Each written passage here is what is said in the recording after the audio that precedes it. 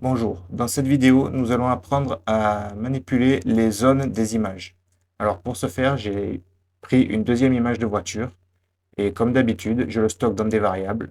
Alors j'ai utilisé une variable pour ma voiture 2, j'ai utilisé un titre pour la fenêtre de ma voiture 2 et je charge ma voiture 2, enfin l'image de ma voiture 2 avec la fonction imRead comme la dernière fois. Ensuite, je l'affiche avec la fonction imShow et pour ce qui est du déplacement des fenêtres, on ne va pas l'utiliser. C'est pour ça que j'ai mis une partie en commentaire. Alors, ce que je vais faire dans un premier temps, c'est que je vais m'appliquer à le charger sur l'écran de gauche pour que vous puissiez le voir de suite, hein, pas faire comme la dernière fois. Nous allons sélectionner une zone d'une image en prenant notre image 1, c'est-à-dire image. On utilise les crochets comme si c'était une liste. D'ailleurs, c'est une liste de pixels. Et on va devoir y mettre les paramètres. Alors, il y en a 4. Nous allons les nommer Y1 pour le début de l'axe des Y, c'est-à-dire sur la hauteur. 2 points Y2 pour lui dire jusqu'où sur la hauteur la zone doit aller. Ensuite, vous mettez virgule et vous faites pareil pour l'axe des X. On n'a qu'à les nommer X1 pour que vous compreniez mieux. On met 2 points. Et X2 pour lui dire jusqu'où sur l'axe des X la zone ira. Voilà, alors ce que nous allons faire, c'est que nous allons lui mettre de vraies valeurs quand même, parce que c'est bien beau, Y1, X1, tout ça, mais on ne comprend pas.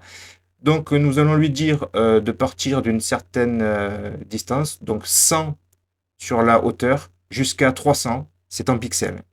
Ensuite, nous devons mettre virgule, et nous allons faire pareil sur l'axe des X. Donc, sur l'axe des X, nous allons partir, disons, à 250, et jusqu'à 500. Voilà.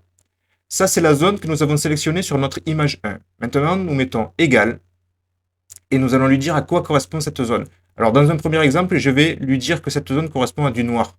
Ça, c'est très utile si vous voulez flouter la zone d'une image et que vous ne voulez pas l'afficher, tout ça. Regardez. Voilà, la zone que j'ai sélectionnée dans mon tableau, elle est maintenant en noir. Je lui ai dit, tu vas de 100 à 300 sur la hauteur et de 250 à 500 sur la largeur. Et après, je lui ai dit égal 0,0,0 qui correspond à du noir. Voilà. Je montre un autre exemple avec une autre couleur. Donc bon, le principe est le même, c'est juste que vous avez à changer les valeurs. Par exemple, là, je mets du 255 sur le canal des verts. Et vous allez voir que, bon, ben, sans surprise, l'image est verte. Donc nous, ce que nous allons faire maintenant, nous allons faire quelque chose de quand même un peu plus intéressant, puisque nous allons lui dire que cette zone-là correspond à une zone de mon image 2. Donc voilà, j'ai mis égal image 2. Et là aussi, je dois sélectionner une zone entre crochets dans mon image 2 qui sera affectée à l'endroit dans image 1. Donc on lui dit de 0 à 200 et de 0 à 255.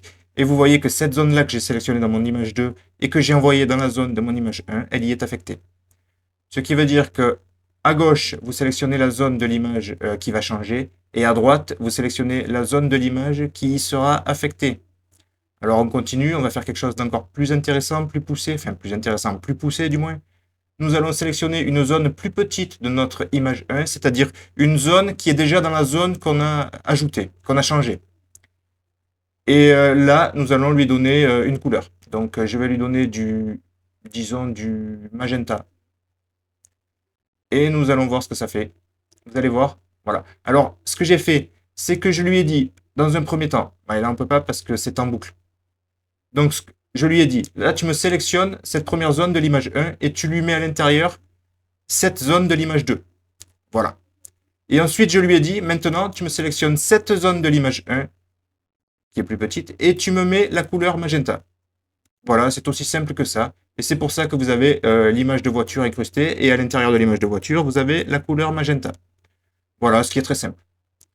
Ben écoutez, pour cette vidéo, je crois que c'est tout, hein. Nous avons vu les sélections des zones des images, ce qui est assez sympa. Après, vous pouvez vous entraîner et faire des choses un peu plus poussées. J'espère que cette vidéo vous a plu. Je vous invite à vous abonner si ce n'est pas déjà fait, à liker la vidéo et n'hésitez surtout pas à me poser toutes vos questions en commentaire. Je vous remercie et je vous dis à bientôt. Au revoir.